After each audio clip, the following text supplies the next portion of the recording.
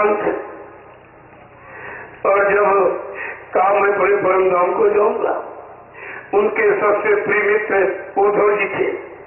उद्धव जी ने कहा भगवान आपने कभी बताया नहीं कि मेरा परम धाम कहीं और। कहा भाई हमसे किसी ने पूछे नहीं, अगर पूछते तो बताते। कहा ऐसा करो हमारा मैं तो आपके साथ रहते रहते बुढ़ा हो गया हूँ, और ऐसा करो हमको भी अपने साथ ले चलिए। कहा मैं ये नहीं कर सकता, न तुमको साथ ले चल सकता और न ही मतलब मैं ये काम नहीं कर सकता। तो कहा कि मैं साथ तो नहीं ले जा सकता हूँ, लेकिन तुमको अपने धाम जाने की युक्ति बता दूंगा। युक्ति बता दूंगा। कहा कि उद्धव जाओ बद्रिका आश्रम, जब कभी ज्योतिर्निष्ठ ब्रह्मनिष्ठ संत महापुरुष इस धरती पर आएंगे और जब नाम की युक्ति देंगे, उस नाम की कमाई जीवात्मा के घाट पर बैठकर जब तुम मन बुद्धि चित्त को रोक करोगे तो मेरे धाम मेरे लोक को पहुंचोगे, मेरे धाम को। और क्या कहा किसने? उद्धव पाप पुण्य जब दो गुना से वो हमारे पूर्वा से। कहा उद्धव पाप पुण्य दो गुना से वो हमारे पूर्वा से, जो पाप पुण्य दोनों को यहाँ पर खत्म कर लेगा वो मेरे परम धाम पहुंचेगा। केवल कृष्ण के धाम तक जो बीच का लोक है। और तो प्रेमियों सत्यलोक पहुंचने के लिए पाप पुण्य दोनों ही खत्म ही करने पड़ेंगे। जो पाप पुण्य दोनों को खत्म कर दे, ऐसी युक्ति ऐसा समाधान विकल्प आपको बना के तैयार कर दे और पाप पुण्य दोनों तुम्हारे यहीं पर खत्म करा दे, वो इस जीवात्मा को जगाकर ले जा सकता। वो नामदान देने का अधिकारी उसको कहते हैं। और तुमने क्या हो, उसने गुरु की समान दाढ़ी बढ़ा ली, गुरु वाला कपड़ा पहन लिया और गुरु का नामदान सुनाने लगा, और तू कहते नामदान देने लगा। अरे देता है कि सुनाता है? तुमको सुनाना और देना समझ नहीं आया तुम्हारी। तो ये इशारा करके भगवान कृष्ण चौदह से गए। जब अपना काम पूरा, राम ने भी अपना काम पूरा कर, लेकिन कष्ट मुसीबत सबको ही उठानी पड़ी। किसी धर्म की स्थापना के लिए, मानवता इंसानियत के लिए जो भी धरती पर आता रहा है उसको आपत्ति मुसीबत और संघर्ष यात्राओं का सामना ही करना पड़ा। ऐसे कोई नहीं गया तो ऐसे सब तक चुपके से चला जाएगा। अगर चला जाएगा तो प्रेमियों इतिहास कैसे बनेगा? क्या झूठ बोलने का, दगेबाजी करने का, वादा खिलाफी करने वाले का क्या कभी इतिहास बनता है? और बाबा जी ने कहा भी कि मैं कलयुग का इतिहास बनाऊंगा, ऐसा इतिहास बनाऊंगा कलयुग का जो भूते न भविष्यते। सतयुग त्रेता द्वापर के लोग अपने अपने युगों का के इतिहास को पढ़ना भूल जाएंगे। प्रेमियों ऐसा चमत्कार होगा जिसको हिंदुस्तान क्या यानी विश्व नमस्कार करेगा। ये ऐसा वाणी है गुरु की, आपको नोट करके रखना चाहिए था कि कौन सी हुई कौन सी नहीं। और कहा था जो जो मैंने भविष्यवाणियां की है आगे आने वाले समय के लिए वो सब तुम लिख करके रखो, और जो जो भविष्यवाणी या मेरा वचन सिद्ध होता जाए उस पर निशान लगाते रहना। निशान लगाना तो दूर रहा, तुमने गुरु पर ही निशाना लगा दिया। निशान नहीं लगाया गुरु को निशाने पर, और कहते मौत के घाट पर कहते मर गए चले गए।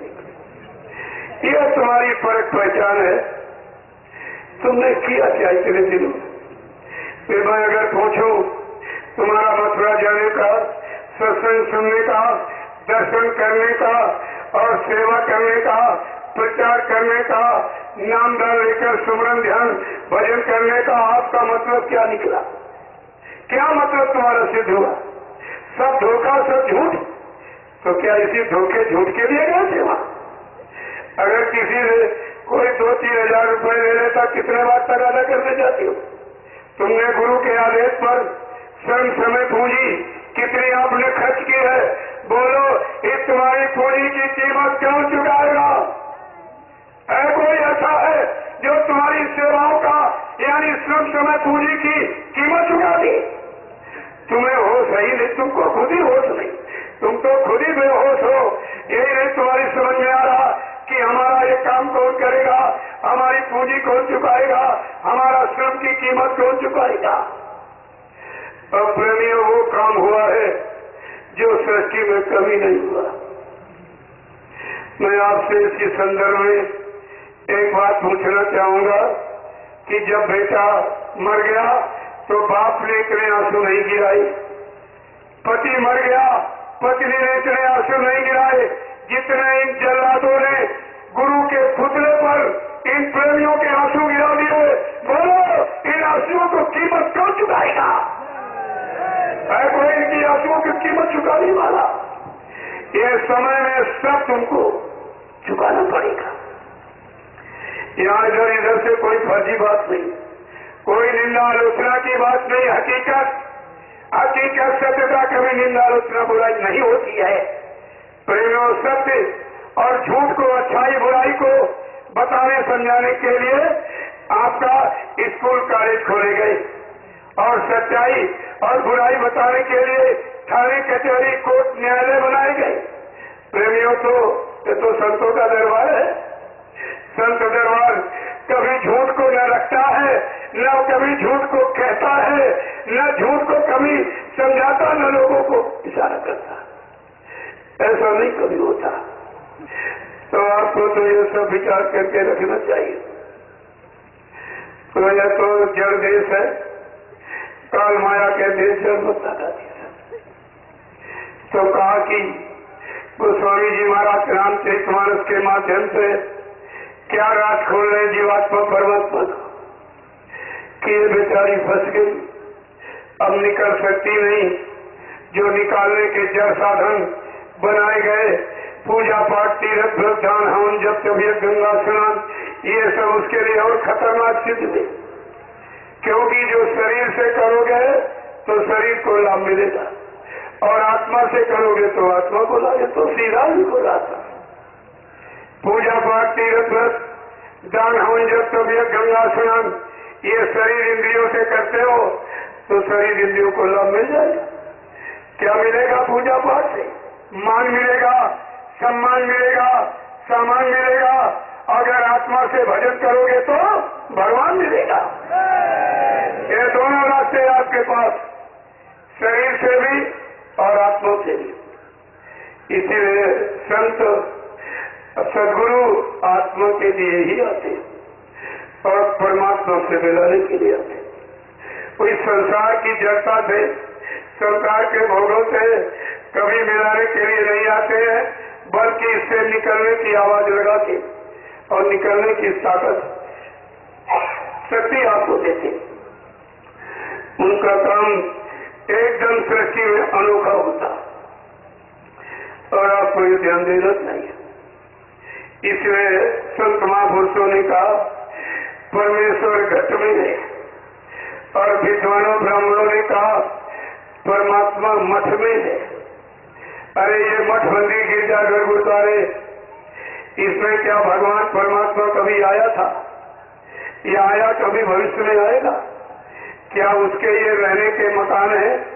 अगर एक जगह केंद्रित हो जाएगा तो ये विश्व संचालन कैसे होगा? जो विश्व को संचालित करता है क्या एक कोठरी मकान में बंद होकर रह जाएगा? ये तो तुम्हारी आस्था के मतलब, यानी जो तुम्हारे अंदर आस्था बनी है उसका एक प्रमाण आपने प्रस्तुत किया। जब भगवान राम आए तो किसी ने पहचाना था? जब उनको घर में नहीं रहने दिया, अब जब चले गए तब तुम मंदिर बना के बुला रहे हो। जिंदा में तो 14 वर्ष जंगलों में भटकना पड़ा, किसने रखा था उनको? और जब कृष्ण आए तो जेल में पैदा हुए, घर मकान नहीं मिला, अब तुम कहते हो हम उनके लिए मकान बनवाते हैं। जब चले गए तो मकान में रहेगा कौन? ये भी तुम्हारे अंदर विचार नहीं करवाया। ये सब जड़ ज्ञान यहाँ पर शुरू हो गया। तो संत महापुरुष क्या कहते हैं? अरे कलयुग के जीव, तू मेरी बात अभी मान ले, यहाँ तेरा कुछ नहीं। न हम बसामी वैकुंठे योगिना है जे नचा मम भक्त्वा यत्र गांति तत्प्रतिष्ठानी नारदा, हे नारद, मैं यहाँ कहीं नहीं रहता, न कंगाल गुफाओं में, न पेड़ों न पौधों में, न मस्जिद न मस्जिद पे, न गंगा न जमुना में, मैं तो तेरे अंदर यानी मनुष्य रूपी मंदिर और जिस्मानी मस्जिद में रहता हूँ। मेरा अंश, मेरी जीवात्मा तेरे मनुष्य मंदिर में रह रही। ये है परमात्मा की सच्ची मूर्ति। तो महापुरुषों ने कहा था, अरे अभी मेरी बात मान ले, इस जड़ सृष्टि से अलग हो जा, जड़ सामानों से अपने अज्ञानता मंत्र मोह को हटा ले, ये तेरे कोई काम आने वाले नहीं है। क्या कहा था? मेरी बात मानो तो जइयो कहीं ना, बात मानो तो जइयो कहीं ना, मेरी बात मानो तो जइयो कहीं ना, बात मानो तो जइयो कहीं ना। और गुरु के चरण ही है माँ का मदीना, गुरु के चरण ही है माँ का मदीना, गुरु के चरण ही है माँ का मदीना, गुरु के चरण ही है माँ का मदीना। चाहे जाओ मथुरा, चाहे जाओ काशी, चाहे जाओ मथुरा, चाहे जाओ काशी, चाहे गंगा जमुना में गोते लगाना, चाहे गंगा जमुना में गोते लगाना। मेरी बात मानो तो जइयो कहीं ना, मेरी बात मानो तो जइयो कहीं ना। और गुरु के चरण ही है माँ का मदीना, गुरु के चरण ही है माँ का मदीना। चाहे जाओ मंदिर, चाहे जाओ मस्जिद, चाहे जाओ मंदिर, चाहे जाओ मस्जिद, चाहे सारे तीर्थों में समय गंवाना, चाहे सारे तीर्थों में समय गंवाना। और मेरी बात मानो तो जइयो कहीं ना, मेरी बात मानो तो जइयो कहीं ना। गुरु के चरण ही है माँ का मदीना, गुरु के चरण ही है माँ का मदीना। चाहे जपो राम कृष्ण शिव हनुमाना, चाहे जपो राम कृष्ण शिव हनुमाना। चाहे देवी देवों पे फूल चढ़ाना, चाहे देवी देवों पे फूल चढ़ाना। और मेरी बात मानो तो जइयो कहीं ना, मेरी बात मानो तो जइयो कहीं ना। और गुरु के चरण ही है माँ का मदीना, गुरु के चरण ही है माँ का मदीना। गुरु के चरण ही है माँ का मदीना, गुरु के चरण ही है माँ का मदीना। चाहे करो जप तप हवन विधि नाना, चाहे करो जप तप हवन विधि नाना। बिना गुरु जी के मर्म कौन जाना, बिना गुरु जी के मर्म कौन जाना। और मेरी बात मानो तो जइयो कहीं ना, मेरी बात मानो तो जइयो कहीं ना। गुरु के चरण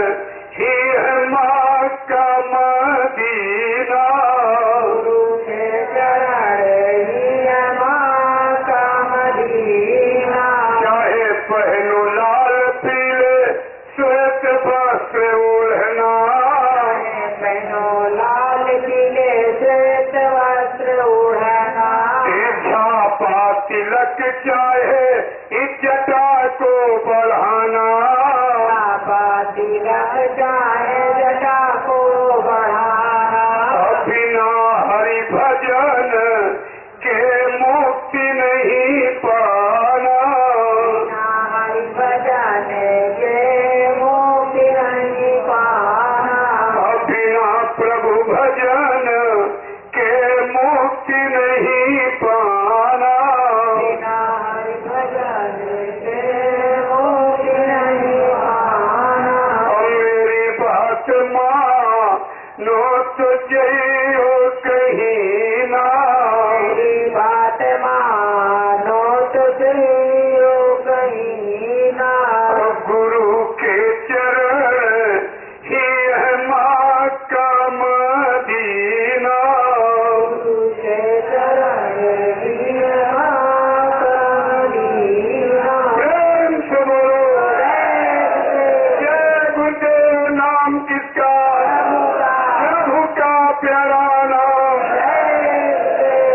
समस्त ग्रामवासियों, धर्म प्रेमियों, माता बहने, पुरुष, हिंदू मुसलमान, इस सत्संग स्तर पर पधारे समस्त सत्संगी भाई, देखो महापुरुषों ने सब कुछ इशारे करके दिखे। एक फकीर साहब थे, तो वो रात में एक गांव में आ गए। उन्होंने सोचा कहाँ ठहरे, तो गांव के बाहर एक मस्जिद थी, उसी मस्जिद में जाके वो ठहर गए। मुल्ला जी खाना खाने गए थे गांव घर में। जब वो लौट के आया, देखा फकीर ने थे। तो जब फकीर ने अपने पैर मस्जिद के दरवाजे की तरफ किए थे, तो मुल्ला जी बहुत नाराज हुए। कहा तुम कैसे फकीर हो? कल भाई बात क्या है? कल तुमको नहीं मालूम ये खुदा का दरवाजा है और तुमने पैर खुदा के दरवाजे की तरफ कर दिए। कहा भाई जिधर खुदा ना हो उधर कर दीजिए। जहाँ खुदा न रहता हो तुम मेरे पैर उठा तो देते। मारे क्रोध में मुल्ला जी ने पैर उठा के फेंक दिया। थोड़ी देर बाद देखा कि दरवाजे फिर उनको क्रोध आया कि कैसा फकीर बार बार गुस्ताखी कर रहा। तो वो मारे क्रोध के उनके पैर को पकड़ के घुमाने लगे। प्रेमियों रात भर पैर घुमाते रहे, लेकिन मस्जिद का दरवाजा फकीर के कदमों से अलग नहीं हुआ। प्रेमियों, ये फकीर महात्माओं के कदम ही मंदिर मस्जिद की जगह गुरुद्वारी होती है, लेकिन ये तुमको मालूम नहीं है, ये तुमको पता नहीं है। परमात्मा खुदा पहले भी था, आज भी और भविष्य में भी रहेगा। परमात्मा खुदा के जानसीन पीर संत महात्मा फकीर पहले भी थे, आज भी और आगे भी रहेंगे। प्रेमियों, परमात्मा के अस्तित्व को और खुदा के वजूद को कोई मिटा नहीं सकता, और जिसने मिटाने की कोशिश की वो स्वयं मिट गए। ये इतिहास आपके सामने सब पड़ा हुआ, आप देख लीजिए। इसमें बाबा जय गुरुदेव जी महाराज ने समय के नाम के बारे में क्या कहा कि जन की जवान पर जब जय गुरुदेव नाम आएगा, सच्ची स्वतंत्रता का मानो तब आनंद उठाएगा। जय गुरुदेव मिटाने वाला स्वयं वही मिट जाएगा। ये सब आवाज आपके सामने हुई। और आने वाले समय के परिवर्तन के नाम को क्या रखा? कलयुग जाएगा, सतयुग आएगा। और अब क्या आपके सामने इशारा हो रहा? कलयुग जा रहा, सतयुग आ रहा। ये दोनों की विषम टक्कर कितनी खतरनाक होगी। जैसे एक रेल की पटरी पर दो गाड़ी आमने सामने आ रही हो, उनकी टक्कर प्रेमियों कितनी खतरनाक होगी। बाबा जी ने क्या कहा था? कलयुग सतयुग की टक्कर में बच्चों निकल कचू मर जाएगा, उसकी टक्कर में पानी जीवों का कचू में निकल जाएगा। कितने लोग धर्मशाही हो जाएंगे, कितने बेचारे मतलब यानी उनका नामो निशान मिल जाएगा। आपने कभी फकीरों के कलम और संतों के वचनों पर कभी आपने विचार किया? कुछ नहीं, तुम्हें कुछ नहीं। अभी झूठी आवाज लगाते हो, यानी ईंट पत्थर के मकानों में खड़े होकर क्या परमात्मा खुदा कोई बहरा है? जिसके अनंतों कान हैं, अनंतों आंखें हैं, अनंतों भुजाएं हैं, क्या उसको भी तुम अपनी तरफ से कोई धोखा दे करके कोई अपनी बात को सिद्ध कर सकते हो? तुम्हें यह सब विचार करके रखना चाहिए था, लेकिन तुम कुछ नहीं सोच पाए। अब तुम 5-5 बार उस खुदा को दिन में बुलाते हो, नमाज अदा करते 24 घंटे में 5, लेकिन खुदा कभी बोलता फिर भी नहीं समझ पाए। अगर किसी व्यक्ति को आप बुलाओ 2-3 बार, अगर वो न बोले तो तुम्हारे अंदर शंका पैदा होती कि हमसे नाराज हो गया, फिर उसकी नाराजगी तो तुम कारण ढूंढते हो।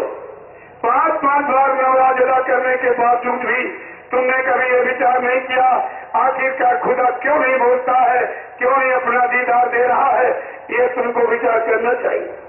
लेकिन तुमने तो चिल्लाने की एक आदत बना दी, और उसी चिल्लाने की आदत को अज्ञानता में तुम कह रहे हो इबादत कर रहा हो। इबादत का मतलब समझते हो?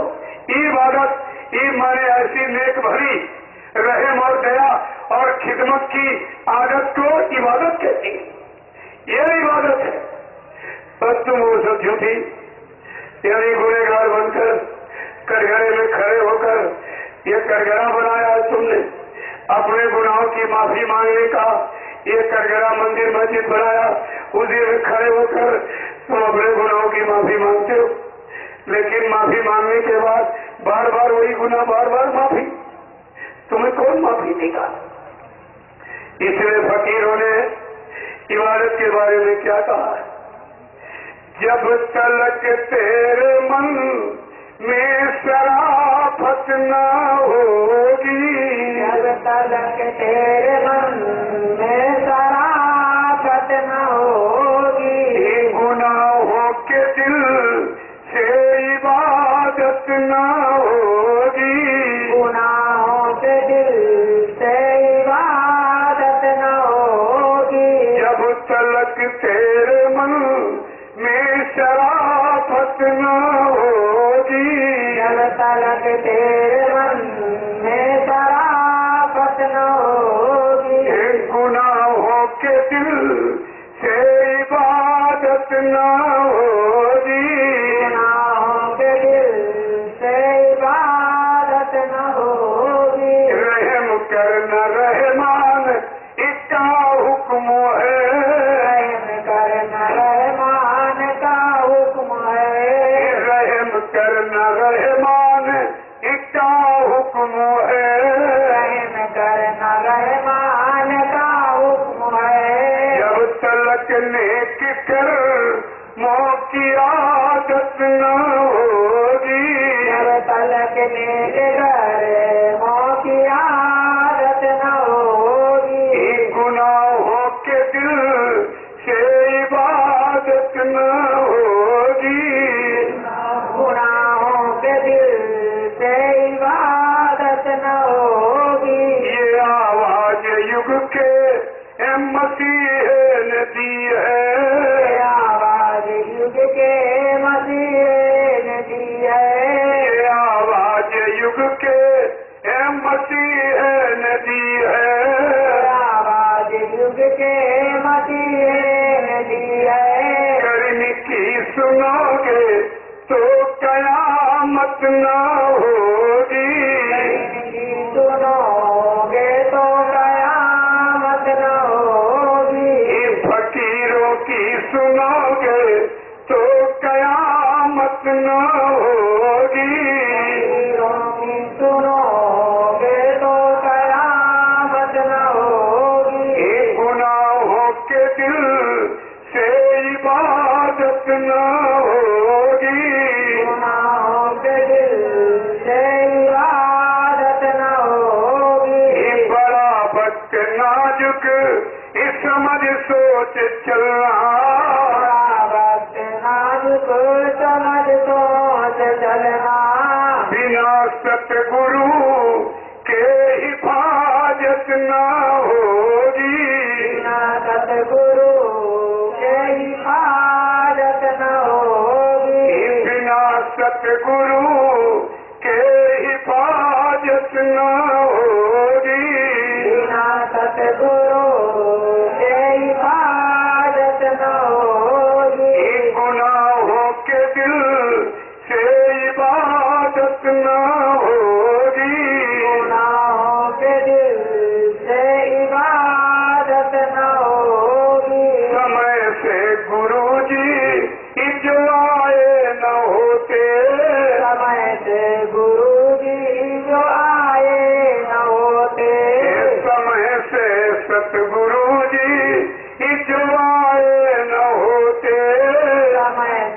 सतगुरु जी जो आए न होते।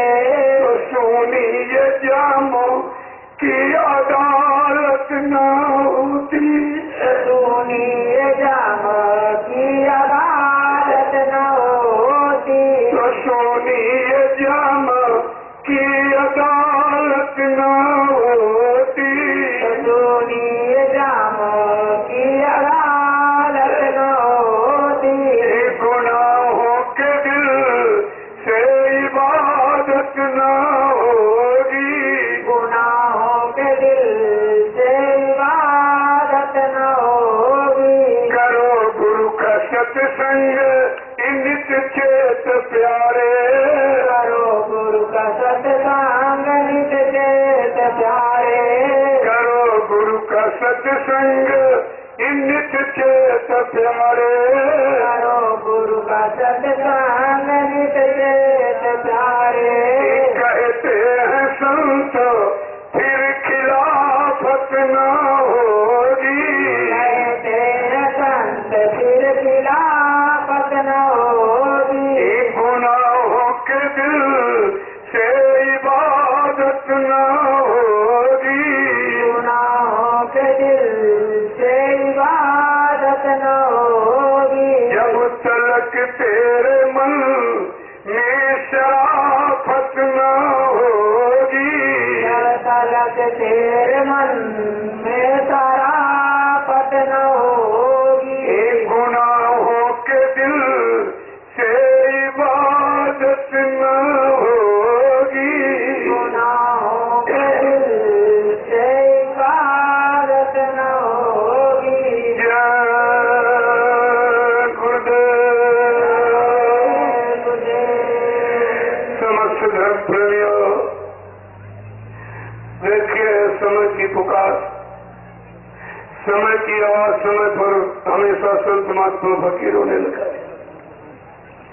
चाहे सतयुग चाहे चाहे दोस्त चाहे कलयुग, अपने बड़े समय पर जो मानवता इंसानियत के लिए प्रेम प्यार मोहब्बत सेवा दया सदाचार परमात्मा की यादगार के लिए माँ बहन बेटी बहू की पहचान के लिए जो इस भारत भूमि पर आता जाता रहा, सबने आपको अच्छे काम, अच्छे खान पान और अच्छे कर्म की ही शिक्षा दी। किसी ने बुरी शिक्षा नहीं दी। फिर आप ये सब बुराई कहाँ से लेके आए हो? ये बुरे कर्म, बुरा खान पान आपने किसकी सलाह से शुरू किया है? यही तुम्हारे कष्ट मुसीबत पाने की सजा का कारण बन गया। और बार बार आपको इसीलिए समझाया जाता कि परमात्मा खुदा इस धरती पर कब आता है? जब मानवता दानवता में बदल जाती है, इंसानियत हैवानियत में चली जाती, रहम दया मार काट और हिंसा खून खराबा में चला जाता, रक्षा और हिफाजत सुरक्षा चोरी डकैती यानी अपहरण में चली जाती, तो कोई न कोई उस परमात्मा खुदा की तरफ से इस सृष्टि को ठीक करने के लिए जरूर आया। रामचरितमानस भी आपको सूचना दे रही कि जब जब हो यह धर्म की हानि और बाढ़े आंसू रे अधम अभिमानी, और तब तब प्रभु इधर मनुज शरीरा और हर सदा इस सज्जन की पीड़ा। सज्जनों की पीड़ को, दुख को, तकलीफ को तो भरा जाएगा। इसके पहले यहाँ कोई नहीं हर सकता। इसके पहले तुम्हारा धन हर सकता, सामान हर सकता, सुख शांति हर सकता है, लेकिन शांति नहीं दे सकता है। ये काम नहीं है।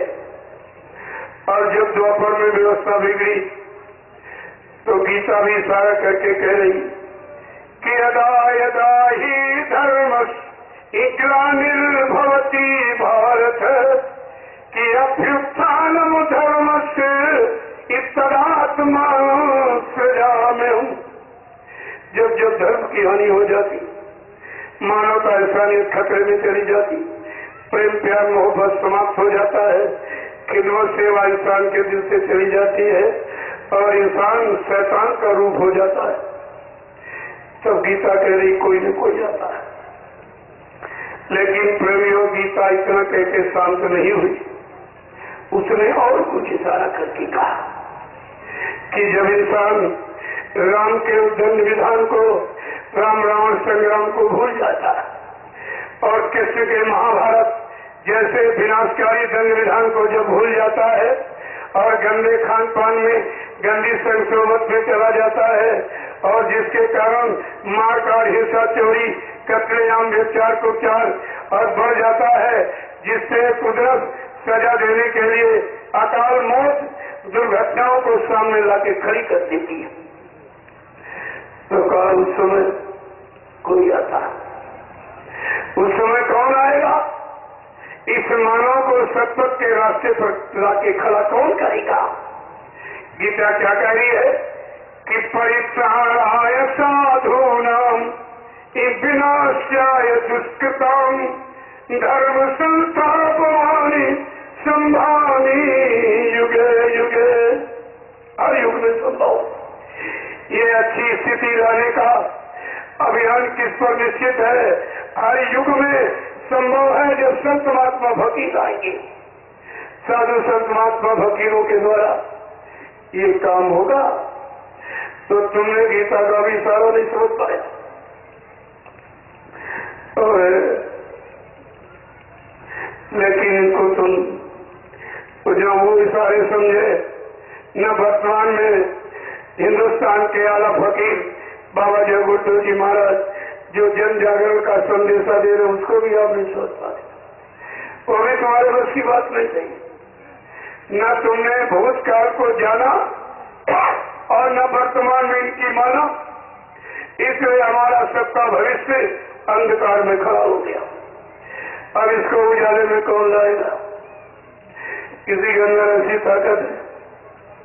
तो कहा था कि संत महापुरुषों का आगमन उस समय होगा जब सब ज्ञान फेल हो जाएगा, सारा भी ज्ञान फेल हो जाएगा, मानव बुद्धि यानी मतलब कुछ सोच नहीं पाएगी, सोचने के लिए विवश लाचार हो जाएगी। तब कहा कि संत महापुरुषों का उस समय आगमन होगा, लेकिन उनको पहचानेगा कौन? संत अवतार जग में है जब जब लिया, जीवों को पार जाने का अवसर मिला। संत अवतार जग में है जब जब लिया, जीवों को पार जाने का अवसर मिला। है बड़े भाग्य से तुमको नर्तन मिला, हरि गुरु की दया से ये द्वार खुला। हरि गुरु की दया से ये द्वार खुला। होगा पछताना तुमको सबों को उस घड़ी, गुरु ने सब कुछ इशारे में बतला दिया। संत अवतार जग में जब जब लिया, जीवों को पार जाने का अवसर मिला। भूला सुखदार भाई और परिवार में, छोड़ देंगे तुझे सब ये मझधार में। होगा पछताना तुम्हें उस घड़ी, रोना पछताना होगा तुम्हें उस घड़ी। जिनको अपना बनाया था धोखा दिया। संत अवतार जग में जब जब लिया, जीवों को पार जाने का अवसर मिला।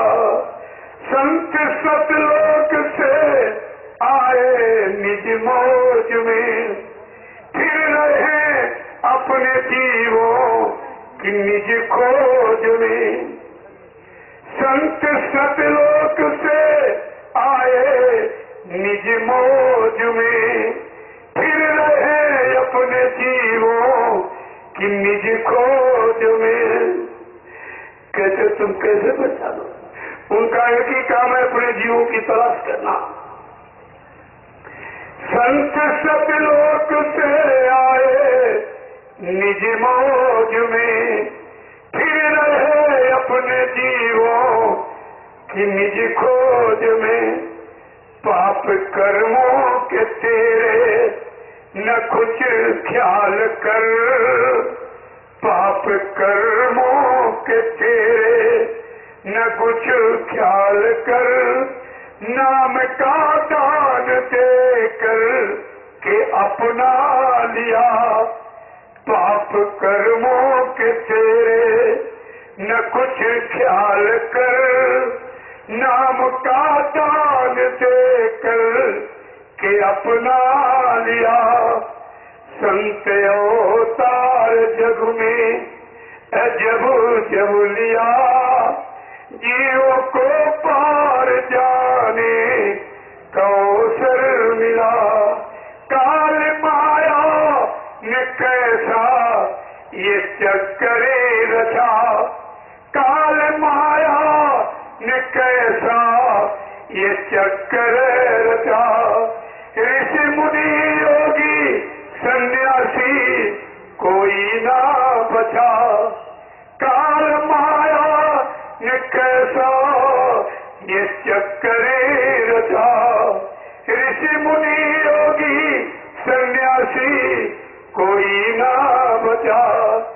जिसको सतगुरु दया का सहारा मिला, जिनको सतगुरु कृपा का सहारा मिला, उनका कोई किसी ने न कुछ कर लिया।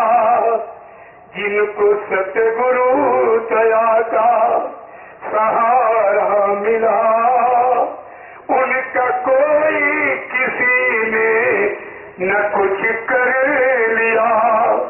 संत अवतार जग में जब जब लिया, जीवों को पार जाने का अवसर मिला।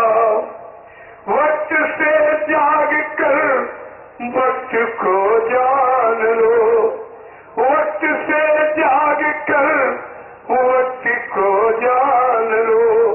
वक्त से भक्ति को अपने पहचान लो। ये गया वक्त फिर हाथ आएगा नहीं, ये गया वक्त फिर हाथ आएगा नहीं। गुरु ने सब कुछ इशारे में बतला दिया। संत अवतार जग में जब जब लिया, जीव को पार जाने का अवसर मिला। जय गुरुदेव। प्रेमियों, ये महिमा है गुरु सतगुरु की, अद्वितीय महिमा, अद्भुत अनोखी, जिन्होंने जीवों के लिए कितने कष्ट उठाए, कितनी यात्राएं संघर्ष झेली, और हम सब ने उन्हीं को भुला दिया। उन्हीं के इशारों को नहीं समझ पाए, उनके काम नाम धाम को नहीं समझ पाए, तो ये धोखा तो धोखा हो गया। देखो, तुम भले न जानते हो, वो तुमको जानता। तुम्हारे आंखों पर पर्दा है और खुदा परमात्मा के आंख पर कोई पर्दा, तो पर्दा नसीब है वो।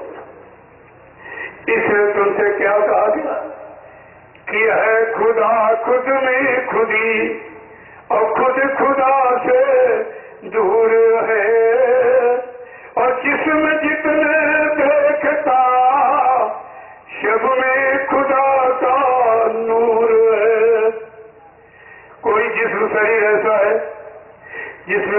की रूह नहीं बैठी। फिर जिस्म को जब काटोगे तो खुदा के बनाए जिस्म शरीर मस्जिद को ही तुम खराब नाश कर रहे हो, तो जिसका बनाया मकान अगर गिराओ तो मकान मालिक खुश होगा कि नाराज होगा? तुमने ये विश्वास अपने अंदर नहीं रख पाई। क्या तुमने कोई बकरा, मुर्गा, अंडा, मछली क्या आपने बनाई? ये सब खुदा परमात्मा की रचना, उसका परिवार है। जैसे आपके परिवार में 5 पत्नी बाल बच्चे, आपके परिवार के पत्नी बाल बच्चों को कोई मारे, काटे, सताए, अपमानित करे तो आप खुश होगे कि नाराज होगे? अरे अपने पर विचार कर लीजिए। उसी तरह ये परमात्मा खुदा का परिवार है और जितने जीव जंतु ये सब उसके बच्चे हैं। परमात्मा खुदा के बच्चों को मारोगे, काटोगे, सताओगे, अपमानित करोगे तो बोलो परमात्मा खुदा नाराज होगा कि खुश होगा? जबकि खुदा ने लाखों नियम की अच्छे अच्छे सामान परमात्मा तुम्हारे भोजन के लिए बनाए, इतना वो खुश है इस मानव शरीर जिस्म पर, बहुत खुश। क्योंकि भगवान राम ने इशारा करके खुद कहा कि सब मेरे सब में उपजाए और 3 में अधिक मनुज में भाए। कहा सब मेरे ही। तो भगवान राम कह रहे ये सारे जीव जो सृष्टि में देख रहे हो, ये सारी सृष्टि और जीव जो सब मेरे ही बनाए। इंसान विज्ञान ने कोई जीव जंतु नहीं बनाया। जब आपने बनाया नहीं तो मारने काटने का अधिकार तुमको किसने दे दिया? मुसलमानों की किताबों में लिखा है कि इस पर साफ शब्द में यानी ये जिस्म खुदा को पाने के लिए मिला है, ये जिस्म शरीर खुदा को पाने के लिए मिला है। मुसलमान ईमान रहमान मानो, ये पाक साफ जिसमें खुदा की इबादत के लिए मिला है। अगर तूने एक कतरा मांस का डाल दिया तो खुदा से जुदा हो जाएगा। एक बूंद तूने अगर शराब की डाली तो मजहब से काफिर। ये हुजूर पैगम्बर मोहम्मद साहब की जवान है, उनके वचन है। क्या किसी ने हुजूर पैगम्बर मोहम्मद साहब की इस अल्फाज वचनों को, उनकी यानी तरीकत को किसी ने माना है? कुछ नहीं जानते। आप देखो इस जिस्म को पाक साफ रख, ये खुदा की इबादत के लिए मिला है। और तुम इसे गंदा करोगे तो बनाने वाला मालिक नाराज होगा कि खुश हो जाएगा। ये विचार कीजिए आप। फकीरों ने समझाने के लिए आपसे क्या क्या इशारा किया कि है खुदा खुद में खुदी और खुद खुदा से दूर है, और जिसमें जितने देखता सब में खुदा का नूर है। रहम और ईमान मिलकर ये मुसलमान जाति बनी। प्रेमियों, मुसलमान कोई कौम जाति का नाम नहीं है। मुंह असल, जो मुंह का असल हो, जो कहे वही करे। मुंह असल अपने मुंह की निकली बात को असल मानकर उसी पर दृढ़ है, या फकीरों के मुंह जबान की निकली बात को असल माने वो है मुसलमान। दूसरा अर्थ है मुसलमान ईमान रहना, जिसमें पक्का रहे ईमान वो है मुसलमान। तुमने जात पात का फिरका खड़ा किया और लड़ाई झगड़ा करने लगे। इंसानियत मानवता को तो समझा नहीं, झगड़े करने लगे आप। क्योंकि तुम हकीकत वास्तविकता को, रियलिटी को तो तुमने फकीरों के कदमों में जाके न कभी बैठे न कभी सुना, तो तुम्हें उसकी जानकारी नहीं है। क्या कह रहे हैं कि रहम और ईमान मिलकर ये मुसलमान जाति बनी। गर रहम दिल से खो गया तू बन गया पीर है। इसलिए फकीर उस खुदा ने अपना एक नाम पीर भी रखा। आज पीर पर लोग पूजा करते पीर की। पीर माने जो दुख पीड़ा को हर ले, पीर माने दर्द, जो दर्द और पीड़ा को हर ले वो पीर होता है। अब तुमने ये भी नहीं समझ पाया पीर किसे कहते, फकीर किसे कहते हैं, मुर्शिद कामिल किसे कहते हैं। आपकी समझ में आया कुछ नहीं, क्योंकि जब फकीरों के कदमों में बैठोगे तब तुमको यानी नसीहत और हकीकत और शरीयत का पता चलेगा। इसके बोले कुछ नहीं कर सकते। तो क्या कह रहे हैं, हर जिस्म जर्रे में खुदा ने रूह को दाखिल किया, जिस जिस्म को तू काटता उसमें खुदा भरपूर है। फकीरों ने क्या कहा कि कोई ऐसा जिस्म शरीर है जिसमें मेरी रूह नहीं बैठी। जब मेरी रूह के रहने का मकान मैंने बनाया है और तू मुरीद अपने आप को कहकर और मेरे बनाए उस मतलब रूह के मकान को खत्म कर रहा, काट रहा, मार रहा, अपमानित कर रहा, बोल मैं तेरे पर मेहरबान हो जाऊंगा कि तेरे पर गुनहगार तुझको समझ कर सजा दूंगा। तुमने कभी विचार किया ऐसा? क्या कह रहे हैं, हर जिस्म जर्रे में खुदा ने रूह को दाखिल किया, जिस जिस्म को तू काटता उसमें खुदा भरपूर है खुदा खुद में खुदी और खुद खुदा से दूर है, और जिसमें जितने देखता सब में खुदा का नूर है। इसलिए फकीरों ने रहम करके आपके लिए उस रहमान से मिलने के लिए क्या आपको पैगाम कलाम क्या संदेश दिया है, करता गुनहगार बनकर और अंत तो जख जाएगा, करता गुनहगार बनकर अंत तो जख जाएगा, दरबार हो गए तब खुदा के और तब तू क्या बतलाएगा। बोल, एक गरीब जिसमें ये तो कोई नहीं घर में रखता है, प्रेमियों चाहे हिंदू घर में कोई मर जाए या मुसलमान घर में कोई मुर्दा घर में रखता है। हिंदू ले जाता है शमशान भूमि पर लकड़ियों पर रख के जला के राशन देता, और मुसलमान भी मुर्दा घर में नहीं रखता है, ले जाता कब्रिस्तान में गड्ढा खोद के गाड़ देता। और दोनों ये कहते कि मुर्दे को घर में रखना ठीक नहीं, मुर्दे को देखना ठीक नहीं, मुर्दे को छूना ठीक नहीं। जब तुम दोनों लोग ये कह रहे हो मुर्दे को देखना ठीक नहीं, छूना ठीक नहीं, घर में रखना ठीक नहीं, तो क्या खाना ठीक हो जाएगा? क्या खाना ठीक हो जाएगा? ये किसने आपको सलाह दी? ये सब तुमको जानकारी रखनी चाहिए थी, लेकिन कुछ नहीं। तो तुम्हारे और तुम कहते हो कि घर का मुर्दा घर में नहीं रहेगा, न गांव में रहेगा, न मोहल्ले में रहेगा। यानी घर का मुर्दा जाना माना पहचाना पाला पोसा, जब कोई शरीर मुर्दा हुआ कहते नहीं घर का मुर्दा घर में नहीं रहेगा, और बाजार वाला मुर्दा रसोई घर में रहेगा। ये तुम्हारा ज्ञान, ये तुम्हारी बुद्धि है। अरे तुमको ये सब सोचना चाहिए, रसोई घर में जहाँ भगवान का भोग लगाते हो वो स्थान तुमने मुर्दे को दिया है। तुम्हारा ज्ञान कहाँ चला गया? तुम्हारी बुद्धि का विवेक ज्ञान कहाँ चला गया? ये देखिए फकीरों महात्माओं ने सब तरफ से तुम्हारी मदद के लिए तुमको रहम का और खिदमत का सेवा का पाठ पढ़ाया है। क्या कह रहे हैं, करता गुनहगार बनकर और अंत तो जख जाएगा, और दरबार हो गए जब खुदा के तब तू क्या बतलाएगा। बोल, एक दिन उस खुदा के दरबार में सबको जाना पड़ेगा।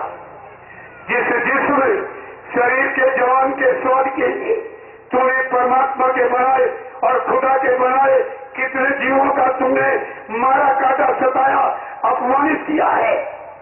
जब ये तेरी रूह शरीर को जला दिया जाएगा, जिसके लिए गुनाह किए हो वो शरीर भी तुम्हारा साथ नहीं देगा, उसको तो गड्ढा खोद के गाड़ दोगे या लकड़ियों में रख के जला दोगे। एवं तुम्हारे साथ जाने वाला नहीं है। और जो तूने इस शरीर जिस्म के परमात्मा खुदा के बुलाए कितने जीवों का तुमने कत्ल किया, हलाल किया, अपमानित किया, मारा काटा, सताया है। यही तेरी सजा बन गई। जब तेरी रूह उस न्याय के तख्त पर खुदा के दरबार में खड़ी की जाएगी, बोल उसका तू क्या जवाब देगा? तेरे कर्मों की वही एक खोल करके वहां पर रखी जाएगी। उस समय तू क्या अपने लिए कर सकेगा? वहां तेरी हिफाजत करने वाला, तेरी इमदाद मदद करने वाला कोई है? क्या कह रहे हैं? करता गुनहगार बनकर अंत तो जग जाएगा, दरबार होके जब खुदा के, और तब तू क्या बतलाएगा? फिर सजा फरमाने को भी खुदा मजबूर है। खुदा बेचारा क्या करेगा? जब तुमने फकीरों के कलाम को नहीं माना और रहमान के रहम को और खिदमत को नहीं समझा, तो खुदा बेचारा मजबूर है, वो सजा के सिवा और दे क्या सकता है? फिर सजा फरमान को भी खुदा मजबूर है। ये है खुदा खुद में खुदी और खुद खुदा से दूर है, और जिसमें जितने देखता शब में खुदा का नूर है।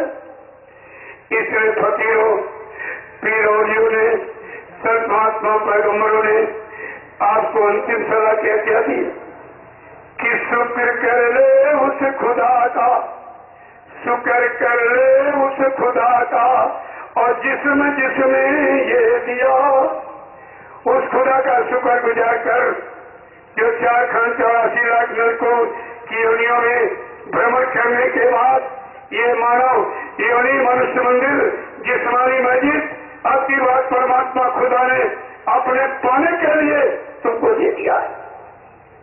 इसी से तुम खुदा को पा सकते हो। जब जिसमें मानव जिस्म शरीर में जब जीवात्मा रूह आएगी और इस रूह जीवात्मा के जानकार पीर संत महात्मा फकीर मिलेंगे, वो तुमको रास्ता बताएंगे।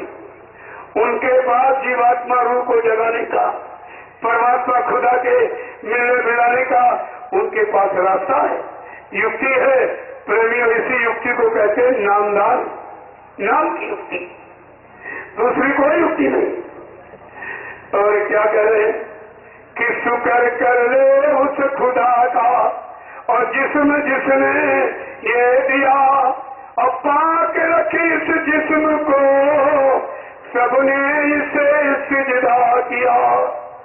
यही जिस्म शरीर है जिसकी पूजा होती, और तुम्हारे जिस्म की पूजा होगी। तुमको तो घसीट के यमदूत ले जाए वो फरिश्ते, घसीट के मारते मारते, और उसके दरबार में पेश कर देंगे आ गया गुनहगार, जिसने तुम्हारे हुक्म को नहीं माना और तुम्हारे रहम के सिद्धांत को नहीं अपनाया, आ गया है गुनहगार, बताओ इसको क्या सजा दी जाए। तब तुम्हारी बही खोल के देखी जाएगी कर्मों की, कर्मों के अनुसार तुमको कितने हजार वर्षों तक जलाया जाएगा, काटा जाएगा, मारा जाएगा, सताया जाएगा, अपमानित किया जाएगा, क्योंकि तुमने ये सब किया है। प्रेमियों, ये कर्म कर्जे का देश है। यहाँ बड़े बड़े कर्म का कर्जा सबको चुकाना पड़ा। भगवान जिनको कहते हो राम और कृष्ण, उनको भी कर्म कर्जा देना पड़ा। जब त्रेता में भगवान राम ने बाली का वध किया, पेड़ की आग से धोखा देके मारा उसको, तो कृष्णावतार में वही पहले मतलब वही जो हमारी सिबरिया बन गया, और जब बन गया तो उसने कृष्ण नदी किनारे बैठे थे, उनके पैर में काला चिन्ह था।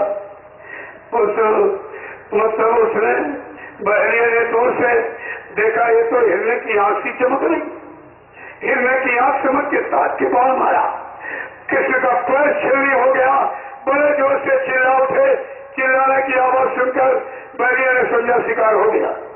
जब पास में आया देखा भगवान कृष्ण बेवहल पड़े, उसने कहा भगवान गलती हो गई, क्षमा कर देना, भूल हो गई, धोखा हो गया। कल नहीं तुम्हारा कोई धोखा कोई गलती नहीं है, मैंने रामावतार में मैंने छल किया था, धोखा दे करके पेड़ की आग से तुम बाली थे, मैंने तुम्हारा वध किया था। आज तुमने अपना बदला चुका लिया, हमारा तुम्हारा कर्म कर्जा निपट गया। प्रेमियों, जब भगवान को कर्म कर्जा चुकाना पड़ा, ऐ इंसान तू किस गफलत में बैठा है, ये सब याद देना पड़ता। और कोर्ट कचहरी कहीं नहीं बनाई गई, यही सब भुगतान आपको ही करना होगा। अंतिम श्वास तक जीवन के जो कुछ किया है वो सब तुम्हारा भुगतान हो जाए। और जो बच जाएगा दोबारा यही जन्म देके फिर यही भुगतान यही होता। क्या जितने जन्म तुमको उसको देने पड़े अपने कर्म कर्जा लेने के लिए, लेकिन भुगतान इसी काल माया के देश भी करना होता, क्योंकि उधर तो गुनाहगार जा ही नहीं सकता। उस मालिक के दरबार में तो जाने के काबिल ही नहीं, कैसे जाएगा। तो क्या कहा कि शुक्र कर ले उस खुदा का, और जिसने ये दिया, और पाक रखे इस जिस्म को, सबने इसे सिजदा किया। स्वाद के फिरके में फंसकर, स्वाद के फिरके में फंसकर ये क्यों बना मगरूर है। ये है खुदा खुद में खुदी, और खुद खुदा से दूर है। और जिसमें जितने देखता, सब में खुदा का नूर है। जय गुरुदेव। प्रेमियों, ये संदेश, ये आदेश निर्देश, ये पैगाम कलाम संत महात्मा फकीरों के जरिए से खुदा हमेशा भेजता रहता। अनसम्मानों इंसान को जगाने के लिए, सच्चे अच्छे रास्ते पर खड़ा करने के लिए ये हमेशा से आता जाता है और आज भी आया था। लेकिन तुम इनको पहचानोगे कैसे? आए हैं लेके पैगाम खुदा का, ये इन फकीरों को कोई पहचाना नहीं। दे रहे हैं नसीहत ये हकीकत की है, और जिसको मुर्शिद बिना कोई माना नहीं। हिंदी में मुर्शिद माने गुरु, और उर्दू में मुर्शिद कैसे बात एक ही है। केवल यहाँ भाषा का झगड़ा हो गया। उस भाषा के झगड़े में तुम सब लड़ाई झगड़ा करने लगे, लड़ाई झगड़ा, और बात को आपने समझा दी। अरे भाई, जैसे आम का फल है, अगर हिंदुस्तान के लोग आम कहे और अंग्रेज मैंगो कह दे तो क्या स्वाद बदल जाएगा? क्या गुण बदल जाएगा? यूटिलिटी बदल जाएगी? अरे नाम तो अपने अपने अनुसार आप रखते हो, लेकिन उसके गुण में कोई अंतर नहीं होता है। आए हैं लेके पैगाम खुदा का, ये इन फकीरों को कोई पहचाना नहीं। दे रहे हैं नसीहत ये हकीकत की है, जिसको मुर्शिद बिना कोई माना नहीं। पानी पत्थर और कागज में भगवान को, पानी पत्थर और कागज में भगवान को खोजते फिरते दर दर भटकते हैं सब। आज लेकर मनुज रूप सन्मुख तेरे, आज लेकर मनुज रूप सन्मुख तेरे, फांस पर्दा किया फिर भी माना नहीं। आए हैं लेके पैगाम खुदा का, ये इन फकीरों को कोई पहचाना नहीं। दे रहे हैं नसीहत ये हकीकत की है, जिसको मुर्शिद बिना कोई माना नहीं। प्रभु कितनी बड़ी चीज आपके साथ।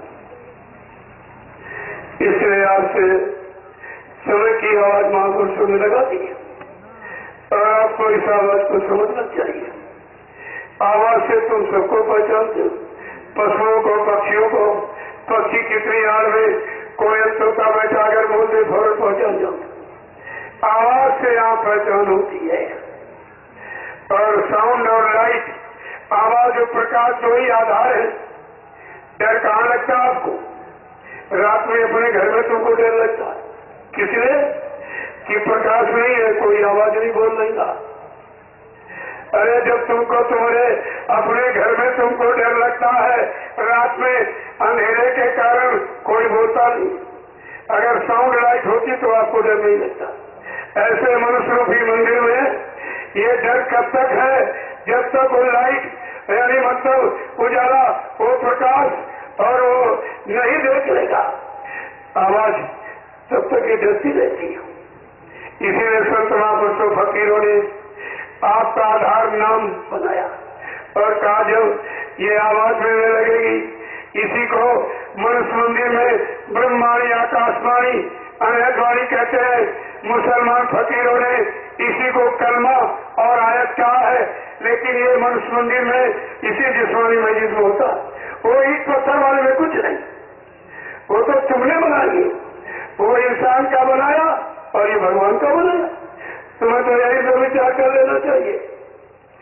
तो कहते हैं अगर आवाज मिल जाए, प्रकाश मिल जाए तो डर खत्म हो जाता, निर्भर हो जाता। जैसे जब तक इस जीवात्मा को अपना प्रकाश, अपना सत्य नहीं मिलेगी तब तक इसको यहाँ भय है। और जिस दिन ना सत्य को, आवाज को पा गई, निर्भय हो जाएगी, अपने घर चली जाएगी। और गुरु ने वही आवाज और शब्द को, प्रकाश को पाने का ही आपको युक्ति और साधन दिया। तुम्हें भी सारा नहीं सोच पाते, सब छोटा मोटा भी। जय गुरुदेव, जय गुरुदेव। देखो समय हो गया, पता नहीं चला। मैंने आज 1 घंटे पहले कि अब क्योंकि अब चलने का समय धीरे धीरे निकल गया। एक बार ये सब चले जाओ तो बाहर नहीं मिलेगा, कोई भी मिलेगा तो जगह नहीं मिलेगी आपको। इसलिए धीरे धीरे आवाज से आप चलना शुरू कर देंगे। जिनके पास कोई काम नहीं है तो कल सुन लो, सत्संग होगी, कल वाला सुन लो तो तुम्हारे रात दिखी। जिनको कोई बहुत इमरजेंसी जरूरी है आप जा सकते हैं, आपको आदेश हो गया, जा सकते हैं। लेकिन यह है हमेशा जाने के बाद ये भूख प्यास रखो कि हमको समय का संदेश मिलना चाहिए। संदेश भूल भ्रम से हमेशा दूर रखता है। संदेश कहाँ का? उस सत्य देश का, उस सत्य देश को ले जाने पहुंचाने का संत का संदेश। वो संदेश काम करेगा, वो निर्देश काम करेगा, वो आदेश काम करेगा। बाकी और किसी को बीच में तुमने पकड़ लिया, क्या वो सत्य देश से आया है या वो संत संदेश दे सकता है या जीवात्मा को सत्य देश पहुंचा सकता है? ये तुमको खुद विचार करना चाहिए। सब तो आपने सत्संग को कुछ सुना पकड़ा है, ऐसे कुछ नहीं आता। तो प्रेमियों, समय बहुत खराब है। उस खराब समय से बचने के लिए हमेशा नाम का आधार ही काम करता है। सदगुरु महान ने कृपा दया करके हम सब जीवों को आपत्ति, मुसीबत, प्राकृतिक प्रकोप, दैव प्रकोप, दुर्घटना, अकाल मौत से बचाने के लिए ये नाम बूटी आपको पकड़ाई है और यही नाम तुम्हारा काम करेगा। गोस्वामी जी महाराज ने विचारा किया, नाम लेत भाव सिंधु सुखाई, करो विचार सुजन मनमाई, भाव कुभाव अलकाल सहू, नाम जपत मंगल दिन सहू, कलयुग केवल नाम आधारा, सुमिर सुमिर में उतर बारा। ये सब आपको पहले नाम का बखान 500 वर्ष पहले सूचना दी और नाम तो बाद में आया, लेकिन इशारा पहले ही आपके लिए किया गया था। क्योंकि आज आपको जाना है, अब धीरे धीरे निकलिए आप, क्योंकि कुछ खेती बाड़ी का काम छूटा, कुछ नौकरी भी करते हो तो छुट्टियां भी कम हो जाती, क्योंकि कार्यक्रम बहुत होते। हर जगह आपको पहुंचना है, लेकिन हर जगह न पहुंच पाओ तो वार्षिक कार्यक्रम जो रखे गए, जैसे ये बुद्ध पूर्णिमा का है और भंडारे गणेश चतुर्दशी का और होली का, और चौथा है मुक्ति दिवस का। ये कलयुग के जीवों को मुक्ति देने वाला तुम्हें भी नहीं समझ कहते गुरु जी चले गए जब उन्होंने मुक्ति दिवस रखी है। आज तक किसी ने मुक्ति दिवस नाम यहाँ रखा सृष्टि में? तुमने जन्म दिवस और मृत्यु दिवस और गणतंत्र दिवस और स्वतंत्रता दिवस और शिक्षक दिवस ये सब तुमने सुने होंगे, लेकिन मुक्ति दिवस इस सृष्टि पर इस अनोखे पुरुष की देन है जिसने मुक्ति दिवस निर्धारित कर दिया है। और जब तक मुक्ति नहीं दे देगा तब तक इस देश से नहीं जाएगा। इसका आपको पहचान रखनी चाहिए थी और तुमने सब भुला दिया। तो प्रेमियों, वो मुक्ति दिवस उन्होंने अपने सब ऐसे वादे संकल्प रखे हैं जो यहाँ कोई बनावट करके धोखा देके नकली बनकर ये पूरे कर ही नहीं सकता है, कोई नहीं कर सकता। आपको ये सब सोचना चाहिए। तो प्रेमियों, मैं थोड़ी बारी को यहीं से विराम देना चाहूँ और कोई भूल चूक कोई त्रुटि गलती हो गई हो बोलने में कहने में, आप सब लोग हमको छोटा समझकर हमेशा क्षमा करते रहेंगे और फिर मिलता रहेगा।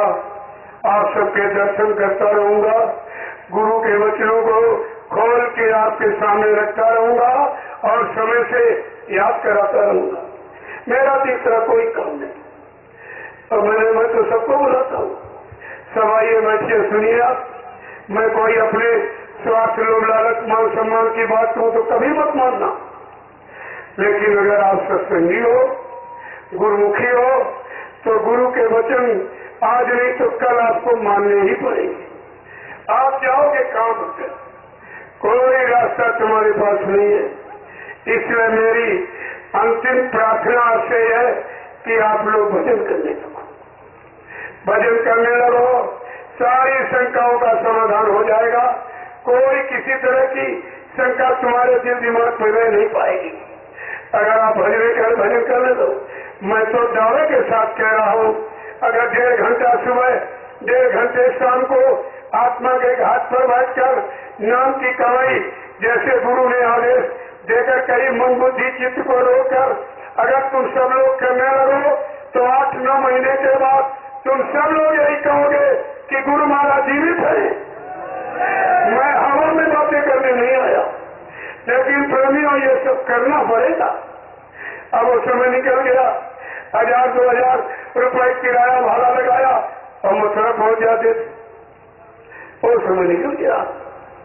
मथुरा में लगा था मेला और मेले में बन गए चेला। आज मेला खत्म, चेला खत्म। कोई गुरु का चेला दिखाई देता है? सब गुरु के चेलों के चेले बन गए। अरे वादा गुरु ने किया, नाम दान गुरु ने दिया, जय बुद्धे नाम गुरु ने जगाया, पहुंचाने का वादा गुरु का, और तुम जा दो। तुम्हारे अंदर इतना भी फर्क पहचान नहीं रही और ये सोच समझ तुम्हारे दिल दिमाग में नहीं रह पाई। इसलिए कल का सत्संग हो रह गया। ये 5 दिन का था। मैंने कहा था 5 दिन अगर आप इस संदेश को, इस पैगाम कलाम को जो फकीरों महात्माओं ने समय के परिवर्तन के लिए अच्छे काम और मतलब नहीं समय को लाने के लिए जिन्होंने संकल्प लिया, जब इसको आप सुन लोगे तो तुम्हारे दिल दिमाग में कोई शंका नहीं है।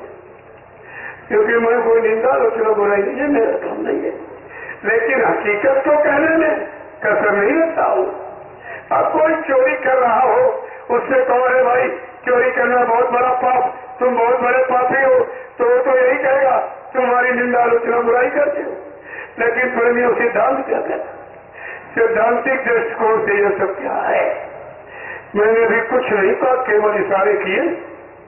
कहने का समय आएगा तो खोल के कहूंगा और तब तक आपके अंदर एक जिज्ञासा पैदा हो जाएगी गुरु के प्रति जानकारी की, गुरु के प्रति भूख और प्यास तुम्हारे अंदर उठेगी, बिना रोज तड़प उठेगी।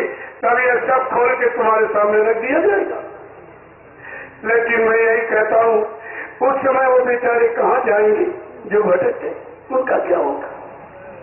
वो कहाँ जाएंगे, उनका क्या होगा? बोला आपको ऐसा काम तुमने क्यों किया?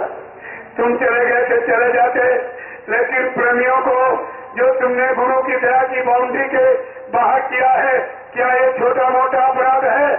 जबकि बाबा जी ने कहा कि अगर मेरे संदेश को सुनाकर अगर एक संसारी व्यक्ति को मोड़कर तुम सही रास्ते पर लाके खड़ा कर दोगे तो बच्चा तुमको 1,00,000 यज्ञों के समान फल मिलेगा।